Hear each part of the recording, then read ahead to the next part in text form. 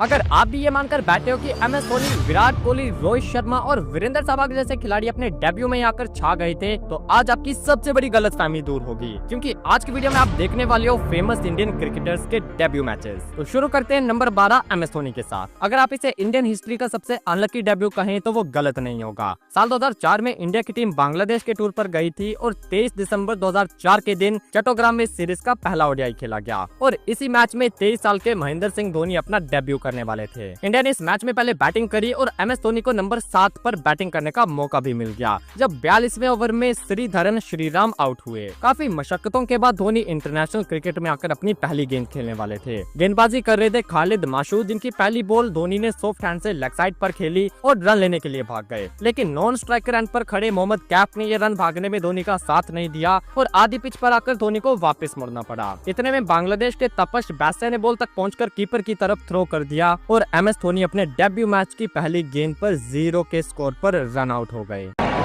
So Rafiq will continue. Mahendra Singh Dhoni has come out to the middle. He's the man from Chalfan and he's sent back. The bails are off again. The third umpire has been called for. The Bangladesh fielders are celebrating. In fact, he's not even asked for the third umpire, has he? And Dhoni departs first ball. And that's most unfortunate. This is his debut. And quick walk in the field. That's out. The umpire in a perfect position. Number 11। जिस उम्र में हम लोगों ने गली cricket खेलना शुरू किया था, वहीं ये खिलाड़ी अपना इंटरनेशनल डेब्यू कर रहा था। आप समझ गए होंगे कि यहाँ बात God of cricket Sachin Tendulkar की हो रही है। 1989 में इंडियन टीम पाकिस्तान के टूर पर जाती है और 15 नवंबर को कराची में सीरीज का पहला टेस्ट मैच खेला जाता है। ये वो टाइम था जब पाकिस्तान की बॉलिंग जानलेवा हुआ करती थी, क्योंकि इस लाइनअप में वसीम अकरम, वकार यूनुस और इमरान खान जैसे तेज गेंदबाजों की तिकड़ी थी। और इसी तिकड़ी के सामने इस मैच में अपना डेब्यू किया था 16 साल के सचिन तेंदुलकर ने। सचिन सर को नंबर 6 पर बैटिंग के लिए भेजा गया और 16 साल का यह लड़का 23 गेंदों तक इस गेंदबाजी के आगे टिका रहा। सचिन सर ने 15 रन बनाए और फिर 24वीं गेंद में उनकी ये पारी खत्म हो गई, जब वकार यूनुस की इस इन स्विंगर ने उन्हें बोल्ड कर दिया। बहुत ही उम्दा बॉल। ये देखिए, ये गेंद ऑफ स्टंप पे पड़ा और बड़ी तेजी से अंदर आया और पेस और स्विंग के साथ बीट हुए तेंदुलकर। नंबर 10। अब हम इंडिया के ओपनर की बात करते हैं जिसने अपने पूरे कैरियर में सिर्फ ताबड़तोड़ बैटिंग करी है, यानी कि वीरेंद्र सहवाग। और मुझे ऐसा लगता था कि इस बंदे ने अपने डेब्यू मैच में भी कुछ ताबड़तोड़ तो जरूर किया होगा, लेकिन इस वीडियो को बनाते हुए मुझे पता चला कि ऐसा कुछ भी नहीं था। 1999 में पाकिस्तान की टीम पेप्सी कप खेलने के लिए इंडिया आई थी और 1 अप्रैल को इंडिया और पाकिस्तान के बीच मोहाली में टूर्नामेंट का छठा ODI खेला गया। इसी मैच में इंडिया ने वीरेंद्र सहवाग को मौका दिया, लेकिन उन्हें एज ए ओपनर नहीं बल्कि 7वें नंबर पर बैटिंग के लिए भेजा गया। सहवाग ने अपने डेब्यू की पहली बॉल शोएब अख्तर के आगे खेली और इस सिंगल के साथ अपना खाता खोल लिया और अपने डेब्यू में यही उनका योगदान भी था, क्योंकि अपनी दूसरी गेंद सहवाग अपने पैड पर खा बैठे और तीनों स्टंप्स के सामने होने की वजह से उन्हें LBW आउट दे दिया गया। Wrapped on the pads, up goes the finger. This is where he's so dangerous. He's been brought back just for that, to give Pakistan a breakthrough. Through the onside, let's see if we can pick this up. Just watch the line of the ball. Starts just outside and starts to slant in there. Yes, and that's out.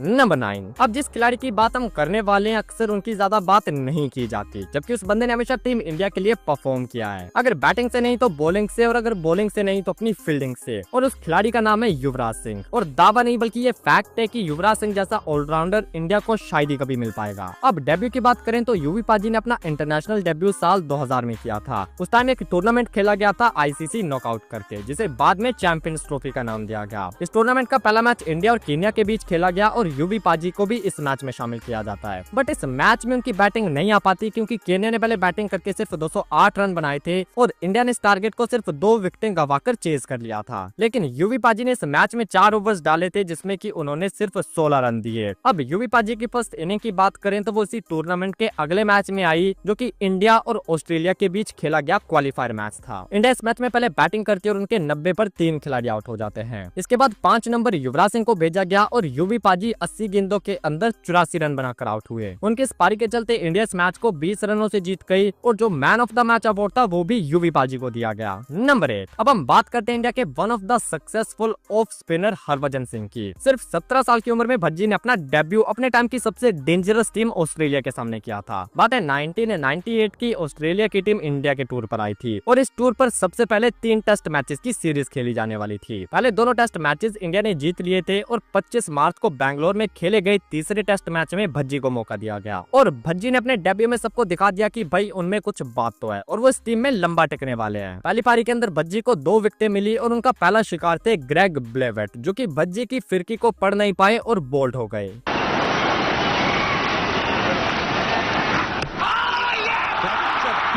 He's knocked his off-stump back and he's got his first test wicket with a real beauty. This is how it happened. Not quite sure whether to come out or back. In the end, he's gone back to a ball he should have gone forward to. Missed it.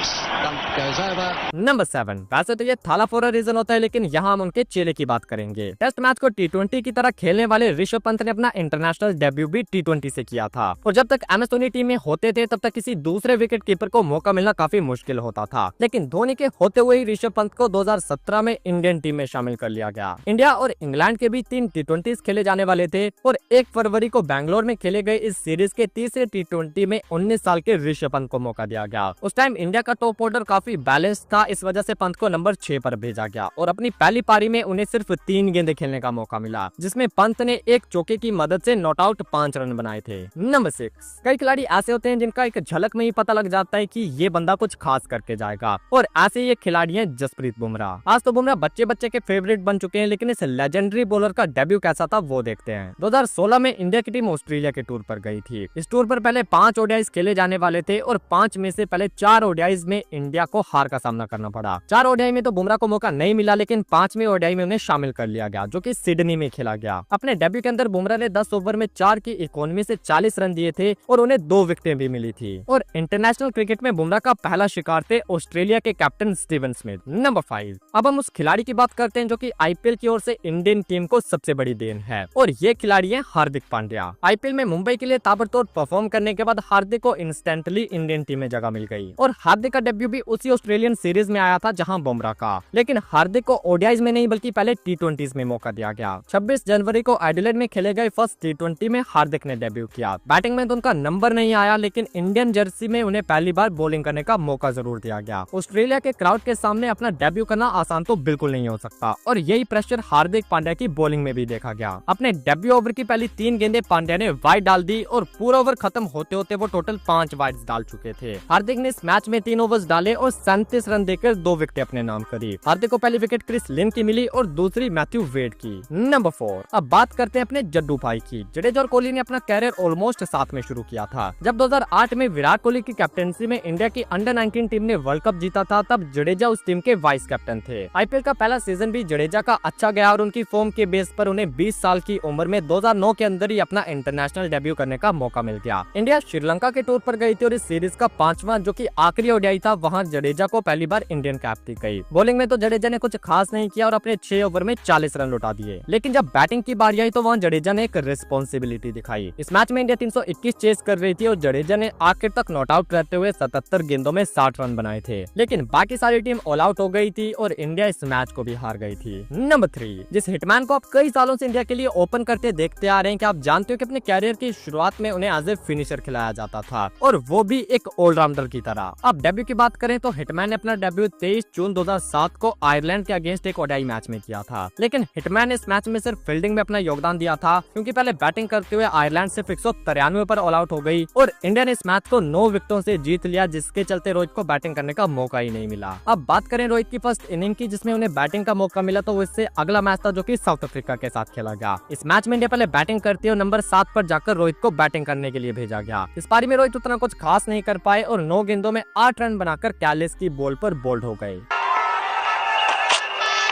He's bowled him. Well, looking to hit mid-wicket, closing the face of the bat, Rohit Sharma. It's a very good comeback by the South African bowlers in the last few overs. Yeah, just trying to hit a two square. It just wasn't there to hit, was it? And the top of leg stump goes back. Number 2, अब बात करते हैं अपने king Kohli की, जो कि international debut से पहले ही काफी पॉपुलर हो चुके थे, क्योंकि भाई अपने किंग कोहली इंडिया के अंडर 19 टीम को मलेशिया से वर्ल्ड कप जितवा कर लाए थे, और इस अंडर 19 वर्ल्ड कप के बाद कोहली को सीधा इंटरनेशनल टीम में ऐड कर लिया गया। 2008 की बात है, इंडिया की टीम श्रीलंका के टूर पर गई थी। 18 अगस्त 2008 को डैम्बुला के ग्राउंड पर इस टूर का फर्स्ट ओडीआई खेला गया, जिसका हिस्सा विराट कोहली भी थे, और विराट कोहली के ऊपर इतना कॉन्फिडेंस दिखाया गया कि उन्हें इस मैच में गंभीर के साथ ओपन करने के लिए भेज दिया गया। लेकिन ये कोहली के लिए बिल्कुल भी आसान नहीं था, क्योंकि उन्हें श्रीलंका के दो सबसे एक्सपीरियंस्ड बॉलर्स चमिंडावास और कुलशेखरा का सामना करना था। कई बार कोहली चमिंडावास की गेंद पर बीट हुए और कई बार कुलशेखरा की गेंदों ने उन्हें खोलकर रख दिया। कोहली की पहली पारी काफी स्ट्रगल भरी थी, जो कि 22 गेंदों में 12 के स्कोर पर जाकर खत्म हो गई, जब कुलशेखरा की ये गेंद उन्हें एलबीडब्ल्यू कर देती है। नंबर 1, अब हम बात करेंगे क्रिकेट हिस्ट्री के one of the greatest debut की। साल 2012 में पाकिस्तान की टीम इंडिया के टूर पर आई थी और बैंगलोर में सीरीज का फर्स्ट T20 मैच खेला जा रहा था। पहली इनिंग में इंडियन बैटिंग में हुए कोलैप्स के चलते पाकिस्तान को जीतने के लिए सिर्फ 134 रन बनाने थे, और इसी मैच में इंडिया के लिए डेब्यू कर रहे थे 22 साल के भुवनेश्वर कुमार, जिन्हें धोनी ने पहला ओवर थमा दिया। और भुवी ने जो अपने डेब्यू मैच में कहर मचाया, उसकी बात हम ऑलरेडी इस वीडियो में कर चुके हैं। लेकिन पहले ये वीडियो उस दोस्त को शेयर करो जो कि क्रिकेट के लिए पागल है।